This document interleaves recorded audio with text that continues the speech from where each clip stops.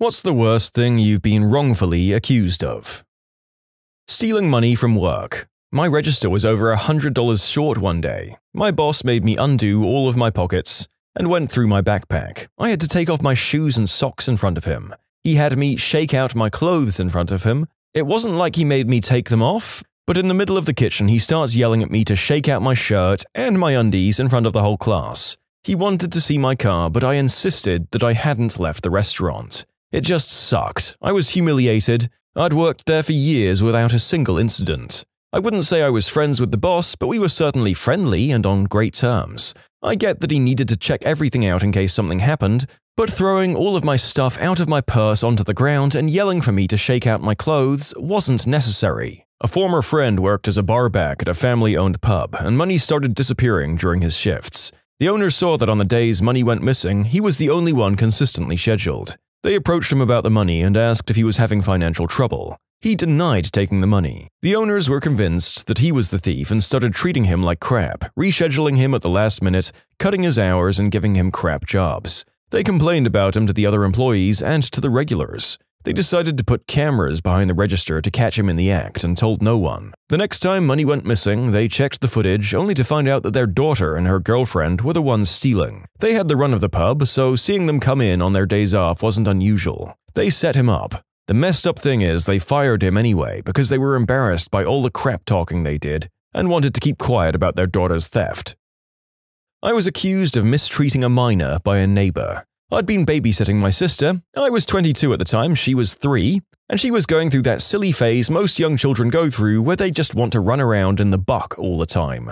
My neighbor knocked on the door while I was cooking dinner. My sister streaked to the door and opened it before I could get there. The neighbor saw a buck-wild young kid and a grown man, assumed the worst and called the cops and then called the other neighbors. The cops came out, talked to me, talked to my sister, called our mum and talked to her, talked to the neighbor. They realized nothing was going on and apologized for the inconvenience and left. Unfortunately, by then, the neighbor had spread the rumor throughout the apartment complex and people being people believed the worst. I became a pariah in that neighborhood. Over the next few weeks, the rumor spread throughout the town. It ended up making my life hell there, and I had to move to a different county to leave the rumors behind. I know a lot of parents with kids who seem to go through this stage. It's generally treated more with amusement than concern, but it can make for some awkward situations when your toddler decides it's time for a public display. Doesn't usually go this badly, though. Another story with similar wild accusations to follow. I was essentially accused of inappropriate behavior as a pre-kindergarten teacher. They always questioned me if I'd have to be in the room with the children alone. I was the opener, so I had 5 to 10 kids in the mornings before anyone else got there, even though it was literally part of my job. Parents would subtly try to ask me this kind of stuff or accuse, "You're the only one here in the mornings. Shouldn't there be a woman with you?" Just stuff like this says they don't trust me with their children. Not as bad as some people here, but it still hurts when all I wanted to do was teach children and help them learn. That's why, as a male, I'd never get into any kind of child-related care where I was the only one with them. I remember when I used to play ball at the park with my dog. I'd bring a bucket of balls and a bat and hit them off for him to retrieve. One day, a kid, about 7 or 8, comes over and asks to play with us. Me, being the friendly guy I am, says sure and hit him some ground balls. Next thing I know, this lady, his mom I'm sure, comes running over screaming at me about stealing her child or something. I was so embarrassed and it made me assess situations so that I won't be alone with any children, because apparently all guys out alone are sick freaks. On Christmas Eve, I was accused of stealing a customer's credit card after I left work for the night. It felt horrible for my team to have to deal with that on Christmas Eve of all days. The lady had come in to return an item earlier in the day. It was one of our Christmas special items that we don't normally stock. I told her this as she was still undecided about returning it. She went out to talk to her husband who was sitting in the car outside. Eventually, she decided to return it. I processed the return like normal. I didn't touch her card at any time. She put her card through the FPOS terminal. I had her sign a receipt to say that she had returned the item. I gave her a return receipt which shows FPOS refund on it. And that was that. Later that night, after I'd left, the husband came back. He was furious. The lady was with him, but she was quiet. He was yelling and throwing a massive tantrum, saying that the girl who served her, me, had stolen her credit card. He was demanding an apology from me or my team. Luckily, we have security cameras which face directly on the counter. They're very clear pictures. It was very, very obvious that the wife put her credit card back in her purse. Plus, a receipt will not be printed out if a card is still in the terminal, which meant she wouldn't have been able to sign anything if she had left it in there. The manager was not happy about him accusing me of this. He didn't get his apology. This reminds me of an incident involving myself a while back. I'd gone through a drive-thru, ordered food, and paid. I was on autopilot at the time. I received my drinks through the window and couldn't figure out where my credit card went. I informed the girl in the window and she checked her workspace while I dug through my car. She apologized for the incident and the manager gave me a card with her name and number to reach them if I couldn't find my card. Well, I stopped in the parking lot for a bit, searched some more, and decided to head home. On the drive home, I got a call from a man that told me he had reviewed their security camera and she had given me my card back. Before I could thank him for checking, he insisted the clerk did not steal the credit card. I never made that claim and it surprised me how defensive he was over the issue. He told me I could come to review the footage myself at a later date if I didn't believe him. When I got home, I went through the sides of the seats, under the seats, etc. until I did find my card. What happened is, when she handed me the drinks, she stuck my card between them, and the card fell down the side of the center console. I didn't realize this at the time. I called them back to let them know I found my card just because of the potential drama I'd caused, even though I was calm and unaccusingly polite throughout the ordeal. It was pretty silly to begin with. I realize now this might happen more often than I'd think, and people are stupid and easy to accuse. Stabbing a kid with a pair of scissors. I tried to explain the kid was bullying and attempted to steal my scissors but cut himself on them in the process. Got suspended by the principal anyway because the school didn't want to take sides. I was 18 and home for my lunch break one day when 3 detectives showed up at my door. Apparently, our IP address had been used to post illegal material containing children to a website. Not knowing my rights adequately at the time, I let the cops in and let them inspect my computer. They found LimeWire on it and decided I was a suspect. By this time, I'd called both of my parents at least 10 times, but neither were picking up. I let them take my computer so they could have the lab do a more thorough inspection of my hard drive. Expectedly, they found nothing and either decided not to or were unable to get a warrant for the rest of the computers and digital storage devices in the house. The worst thing about the whole ordeal was my parents asking me repeatedly over the next week if I did it, and if I did, they'd get me help. That freaking hurt. I'm already freaking the frick out about cops taking my computer and digging through it, and now my parents think I'm guilty. They didn't seem to accept that I didn't do anything wrong until we got my computer back and we were no longer being investigated. My plan after the fact was to not tell anyone about what happened, because nobody needs to know that the cops came knocking on my door looking for someone distributing that kind of material. My dad decided to tell any of my friends who came over about what happened as a warning about security. Our Wi-Fi was unsecured until after this incident. Being 18-year-old dudes, they made it a running joke that I was into that stuff. They're still my friends because I know they weren't trying to actually be jerks, but those jokes still hurt. They actually mostly stopped after a couple of months, and I think the last time I heard one of them mention it was 2 years after the fact, 4 years ago. Oosh, I mean, there's a lot of accusations in this group about misbehavior with young people. I guess it's a good thing that people take the issues so seriously, but it looks like it can really wreck your life if untrue accusations come your way. My mum accused me of eating her candy bar when I was 8, even though my sister ate it. My sister was 10 and wouldn't fess up, so we had to stand in a corner for 6 hours until my dad came home and I started bawling and my sister finally told him she ate it. He yelled at my mum for punishing me. Love you, Dad. 6 hours for a candy bar? Jesus Christ. Yeah, my mum is serious about her chocolate, and she's a witch. My wife was arrested while out shopping with our 3-month-old. As she walked into the store, a girl who was exiting offered her a shopping cart. My wife accepted and went about her business. A few minutes later, the girl found her in the store and asked if she'd left her, the girl's, wallet in the cart. My wife said no and figured that was the end of it. Evidently after that, the girl went to store security who let her watch all the recorded security video and they saw my wife tucking something into her diaper bag right after accepting the cart. It was her phone, by the way.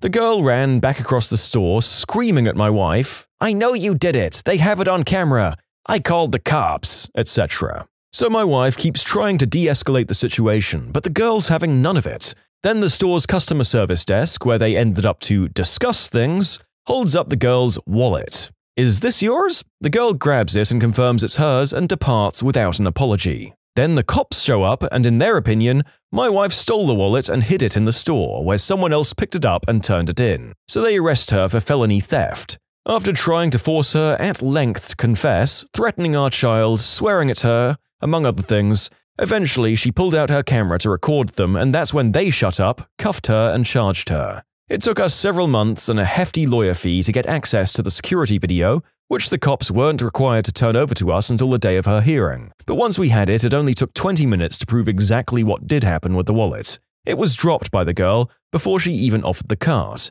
Another customer picked it up and brought it to customer service before my wife even entered the store. 5 months, $3,500 later, the DA called it a case of mistaken identity and dropped charges. During that time, my wife couldn't apply for jobs. She's a mental health counselor, and it would have shown up in her background check, and had to take several days away from our very young child, including being detained for over 4 hours for the arrest itself. No apology from the DA, the cops, the store, or the girl. You can submit your own stories to be featured here on the channel. The story submission link is in the description below. And if you want to listen to some vibey music in the background, check out easymode, also linked below, and subscribe. When I was 18 years old, my cousin came over one day and brought me truck parts that he said he'd brought for my birthday and they'd finally arrived. I thanked him wholeheartedly because it must have been almost $1,000 in parts and I really needed them. I installed them all into my truck and went on my merry way. Fast forward about a month later and I'm cleaning my truck and 2 police cars roll up to my house. They read me my rights and explain to me that my cousin told them that I told him to steal a credit card and buy me truck parts, which is a screwing load of nonsense. I told them that I had no part involved with it, and that should be the end of it. But still, I did receive stolen products and still had to go to court for it. My cousin got a slap on the wrist and community service because he was 17, but since I was an adult, I had to be charged. I was able to get it down to only a misdemeanor and no jail time, again, all while I never did a single fricking thing. Dealt with it on my record for about 2 years and was able to get it expunged. F the American justice system. I was able to forgive him because I know we all make mistakes, but what really killed me is that his mother, my aunt, said I was a bad influence on him and I deserved it. That hurt me the most.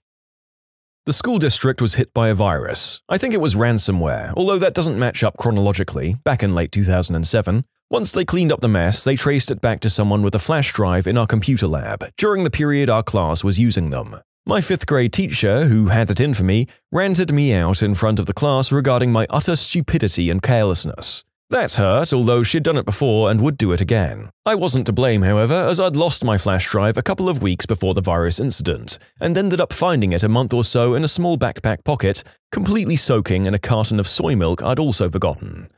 Oddly, no other consequences, which makes me think she was bullcrapping. I was accused of unwanted advances on a girl at a party at my university. I was drunk as heck that night, and so was my good friend who I was dancing with. This girl had a boyfriend who I knew of, so I wasn't even hitting on her, we were just drunk and dancing. Suddenly, one of the guards grabs me by the arm and kicks me out and tells me that one of the stage guards had called him due to me bothering this girl. I spoke to her the day after and she had no idea what they were talking about. The worst part about this was I actually knew the guy who kicked me out. He told me to go grab something to eat at McDonald's and come back in an hour or two, since I was really drunk, which I can own up to. I assume he knew me well enough to know I would never do what I was accused of, but it still ruined that night. Back when my school's Twitter started posting raunchy SpongeBob memes, my teacher accused me of hacking into the Twitter account and doing it myself. He probably thought so because I've done sorta similar things before, but not to that extent, and nothing that could be considered hacking. They eventually figured out that the student responsible for running the account mixed up the school's account and one of her personal ones. The narrator has said dozens of times throughout his life that adult images of SpongeBob are no laughing matter, and feels vindicated by the previous story. Think before you Photoshop off those square pants, people. I was accused of stealing a puppy. This'll be long. My boyfriend, now husband, and I were home one Friday afternoon when our dog started barking incessantly, which is unusual for him. I go outside and there's a Labrador puppy playing around in our front yard. No one is around. I've lost a dog before and know how that feels, so the first thing I do is put him on a leash and walk him around our neighborhood to see if we run into anyone looking for him.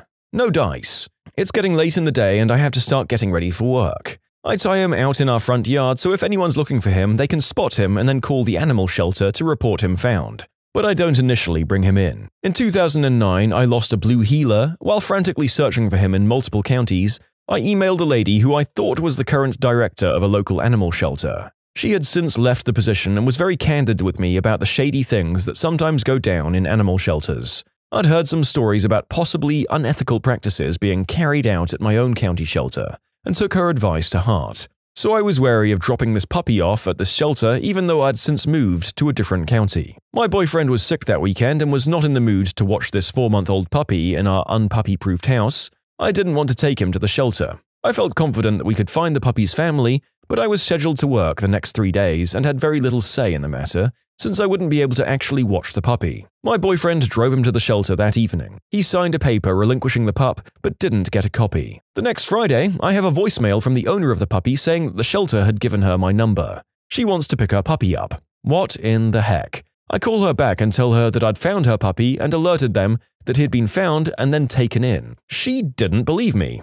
Fast forward, she starts talking about legal action. She's accusing me of theft of her very expensive and well-bred Labrador. I didn't let on that I know labs and that she didn't have much of a pup from a conformation standpoint, but I digress, and not that it matters. I keep my cool. I've never so much as smoked a cigarette in my life, so I wasn't feeling very intimidated. So I'm at work again, and I'm complaining to my coworkers about this predicament that I'm in. The shelter is acting like they've never heard from us. This woman filed a police report against me. I show my coworker a picture that I'd taken of the puppy. Her friend adopted it 3 days after it was turned in. So now I found the puppy twice. I call the original owners and I'm like, look, this is weird and I don't care if you believe me, but I found your freaking puppy again. The shelter adopted him out way before the standard stray hold had expired and without being altered. I connect her to the new adoptive owner, who is crushed when he hears the backstory. The original owner goes to the shelter for answers about how this could have happened and decides to believe me when, due to the system being down, they can't show her any of the paperwork for the dog being relinquished or adopted out. She believes me now, but instead of all three of us, me, new owner, and old owner, going up there and exposing the lies once and for all, she wants to sue their butts off. She doesn't get her dog back for weeks because it's evidence or some crap, and I'm not supposed to confront the shelter until she says so. I have 2 lawyers in my family who say this suit won't go anywhere, and it doesn't, to my knowledge. I never got any closure. All I want for them is to look me in the eye and admit to throwing me under the bus. A day or 2 after the truth came out and the original dog owner had begun her crusade against the shelter, reporting them to the news, reporting them to the county commission, etc., the county dog warden creeped by my house at about 9 p.m. I'm instantly suspicious. Next night, same thing, but my dog and I are out for a walk on my street. The next morning I get a knock on my door from an official-looking man asking if the dog in the yard is mine. Apparently a dog that looked like him bit someone, but this guy is so nervous and he's stuttering that he can barely get the words out. I look him in the eye and tell him that my dog is never loose or out of my sight and to get off my porch.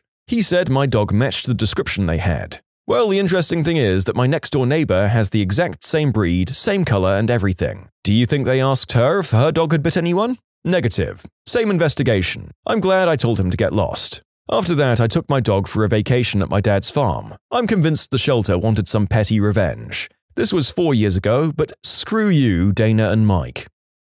In 3rd grade, there was this one kid and we hated each other. One day, I get accused of calling him the N-word during recess. The only problem was, I was on the other side of the playground from him. Come lunchtime, the teacher pulls me aside and starts scolding me, and demanding that I apologize to him for calling him that. I refused to because I didn't, and I didn't even see him all day. She then gets on me for claiming he was lying, and it's wrong to accuse someone of lying, and that I had to apologize for both now. I refused and said I didn't say anything, and I refused to apologize for something I didn't do. Finally, she says if I didn't do it, to just apologize for it. I replied saying that if I apologized for doing something I didn't do, then it would look like I actually did it and be wrong. I refused, stood my ground, and got a week of lunchtime detention. Totally worth it. That sucks, although I'll be the first to admit that I'd have no idea what to do in a situation like that where you have no proof one way or the other as to who said what. I'm glad I'm not a teacher. Not sure which of my bad luck Brian stories to share here, so let's go with one of my personal favorites that had the biggest risk of jail time. It was about 10 to 15 years ago, and I'd recently graduated college and finally had the money to go and drink. Friends and I would go out and listen to cover bands and drink and have a good old time. However, because we weren't stupid, we would auto-rotate through the designated driver through the night. This night, it was my time to be said driver. I picked up the guys and we all go downtown and get into the parking garage. It's one of those take a ticket, gate opens, pay before you leave situations. We're at the bar, having a good old time, drinks are had, well, not by me, and many advances on women are rejected and we call it a night. Get to the car and go back to the gate and put in the ticket. Ticket spits back out, put in the ticket, ticket spits back out. I look over the ticket and it appears to be in working order, no major fold on said ticket and everything looks fine. I try this 4 or 5 more times before pressing the call button, but this just rings a phone and nothing happens. At this juncture, I'm livid. I just want to get the heck home. And this is a time before Uber and a town where taxi service is craptastic at best. Sure, I could walk 5 miles home, but I don't want to, so I try the ticket again. Finally, Chris has had enough. He gets out of my car and starts screaming obscenities till he's red in the face. He goes to the gate and just lifts it up. You can hear it break. At this point, nothing I can do but just drive on home. Well, those garages have cameras. Those cameras look at the license plates, and those license plates tie back to your name.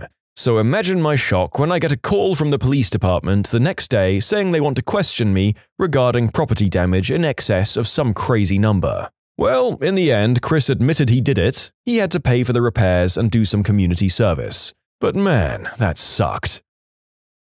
When you subscribe, make sure to hit the bell to turn on notifications. Put the playlist on in the background to finish listening to all the stories, or if you want some vibey music to put on in the background, check out easymode. If you like Am I the Genius, give Am I the Jerk a shot. Everything linked in the description.